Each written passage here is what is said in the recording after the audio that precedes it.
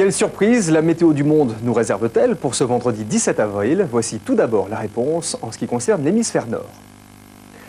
Nous aurons beaucoup de nuages et de pluie sur l'Islande, également sur le sud scandinave, ainsi que des états baltes aux Pyrénées et à l'Adriatique. Des éclaircies néanmoins sur la péninsule ibérique, sur Kiev, sur Moscou ou la Turquie, sous des températures de 15 degrés à Lisbonne, 16 à Rome, 9 à Oslo et 15 degrés pour Moscou.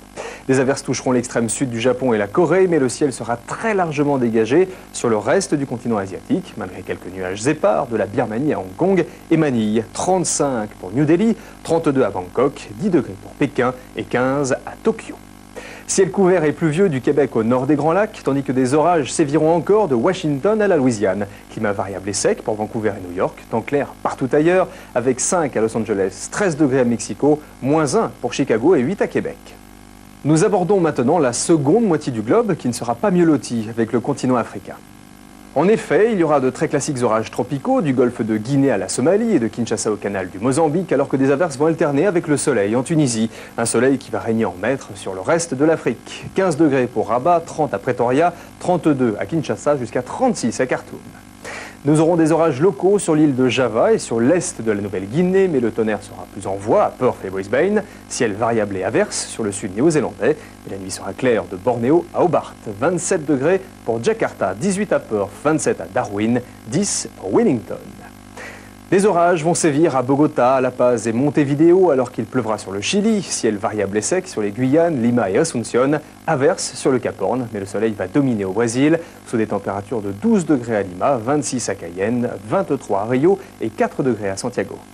On a tendance à ne pas les prendre très au sérieux, les dictons, à les croire plus anecdotiques qu'utiles. Or, comme les légendes, ils ont tous un fond de vérité.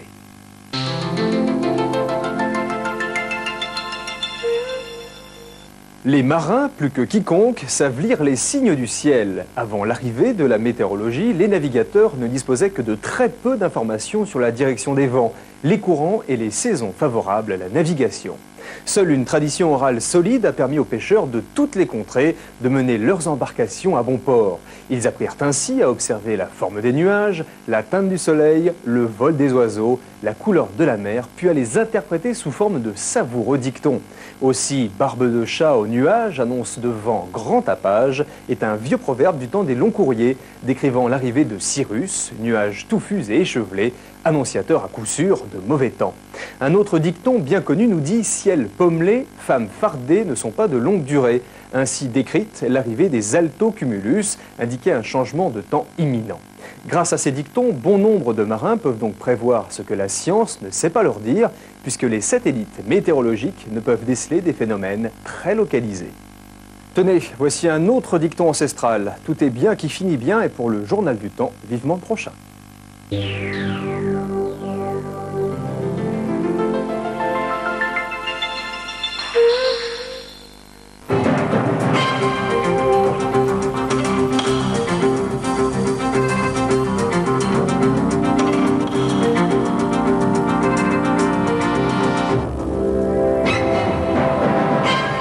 Madame, Monsieur, bonsoir. Dans ce journal, nous reviendrons sur la conférence de presse de Jacques Chirac pour défendre l'Europe et rassurer les Français qui redoutent la monnaie unique.